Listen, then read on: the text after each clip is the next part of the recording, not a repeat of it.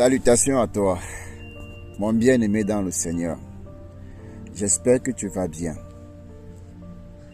J'ai une pensée et j'aimerais la partager avec toi. Dans le livre de Colossiens, il y a ce petit passage qui a poussé ma réflexion aujourd'hui. Ce passage dit, je vais paraphraser, nous avons tout pleinement en Jésus. Nous avons tout pleinement en Jésus. J'aimerais m'arrêter là. Et j'aimerais qu'ensemble, on essaye de réfléchir.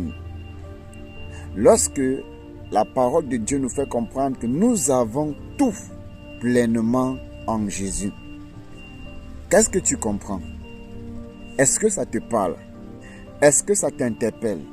Est-ce que ça éveille ta conscience? Est-ce que ça te challenge? Est-ce que ça pousse ta curiosité? Est-ce que ça te pousse à mieux comprendre ce que Dieu est en train de vouloir te dire? Alors moi, je vais te parler, je vais te partager ma pensée.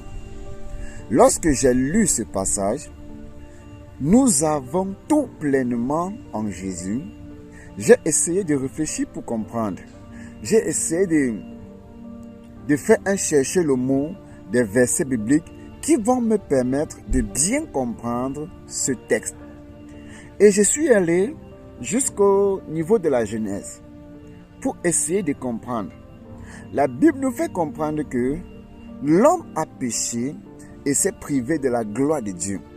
L'homme, dans le jardin d'Éden, s'était éloigné de la présence de Dieu à cause de son péché.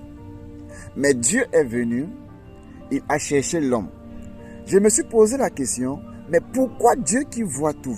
Pourquoi Dieu qui sait tout? Pourquoi Dieu qui connaît toutes choses va se mettre à chercher l'homme? Alors, j'ai essayé de réfléchir. J'ai essayé de comprendre. En fait, Dieu ne cherchait pas l'homme parce qu'il ne connaissait pas là d'où l'homme est. Dieu, ici, était en train de chercher l'homme parce qu'il ne retrouvait plus la personne avec qui il passait du temps. Il ne retrouvait plus son intime. Il ne retrouvait plus son confident. Il ne retrouvait plus.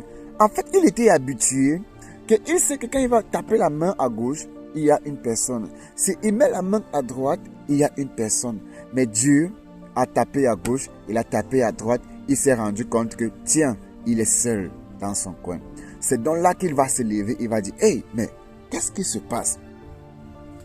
Il avait déjà su ce qui s'était passé, mais en cherchant l'homme, il appelle Adam et il demande, où es-tu? Il savait où était Adam. Il voulait tout simplement que Adam puisse dire, Père, pardonne-moi. En fait, c'est mon acte. C'est ma curiosité, c'est ma convoitise, c'est la chair qui m'a poussé à briser, à rompre cette intimité, à rompre cette relation. S'il te plaît, pardonne-moi. Je crois que la situation serait arrangée. Mais il va se passer que, au lieu que Adam reconnaisse ses erreurs, il va jeter la faute sur l'autre. Passons et revenons à ce qui nous intéresse. Alors, tu vois, c'est dès ce moment-là que la relation avec l'homme, entre l'homme et Dieu a pris des distances. Alors, et quand on revient dans le livre de Jean, on essaie de voir ce passage où Dieu dit, dans le livre de Jean 3,16 je crois, la Bible nous fait comprendre que Dieu a tant aimé le monde, Dieu a tant aimé le monde qu'il a donné son Fils, afin que son Fils serve de médiation, serve de pont qui va faciliter, qui va réconcilier l'homme avec Dieu. Waouh! Voilà pourquoi la Bible fait comprendre que nul ne peut aller au Père sans passer par Jésus. Mon bien-aimé, si tu comprends que Dieu nous aime malgré tout, Dieu nous aime malgré tout, alors qu'est-ce qui va se passer par la suite? Quand le Fils de Dieu va arriver sur la terre, il va montrer aux hommes que ce qui vous a vaincu, vous pouvez le vaincre. Ce qui vous a vaincu, vous pouvez le vaincre. Je ne suis pas venu te condamner. Je ne suis pas venu te juger, mais je suis venu te dire que tu as le pouvoir, tu as les capacités de surmonter cette tentation.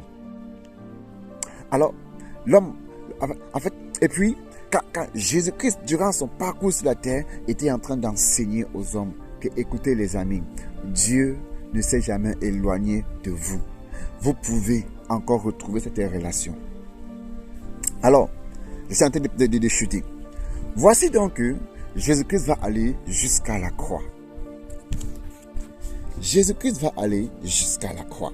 Et il va arriver que quoi? Lorsque Jésus-Christ sera crucifié et il va mourir, la Bible nous fait comprendre que le voile du temple s'est déchiré. Le voile du temple s'est déchiré. C'est-à-dire, à l'époque, tout le monde n'arrivait pas au temple. Et bien même quand tu allais au temple, il y avait des niveaux où tu ne pouvais pas franchir. Mais lorsque le voile s'est déchiré, nous avons tous accès au lieu très saint. Nous avons tous accès au lieu très saint. Il ne s'agit plus d'une catégorie de personnes qui va entendre Dieu et venir nous dire ce que Dieu dit. Nous tous aujourd'hui, on peut entendre Dieu. Nous tous aujourd'hui, on peut s'adresser à Dieu. Tout a été accompli. Et l'apôtre Paul vient nous rappeler dans le livre de Colossiens que nous avons tout pleinement en Jésus. Bien-aimés frères et sœurs, tu as tout ce dont tu désires, tout ce dont tu aimerais avoir, la vie dont tu aimerais vivre, tu peux la vivre en Jésus. L'apôtre Paul va nous faire comprendre que si je vis, ce n'est plus moi qui vis, mais c'est Christ qui vit en moi. Waouh! Alors mon frère, je me suis posé la question de savoir si j'ai tout pleinement en lui. Est-ce que c'est ça la vie que Dieu attendait? Ou alors est-ce que c'est ça la vie qu'il voulait? Si j'ai tout pleinement en lui, est-ce que c'est dans cette situation qu'il m'attendait? Si j'ai tout pleinement en lui, est-ce que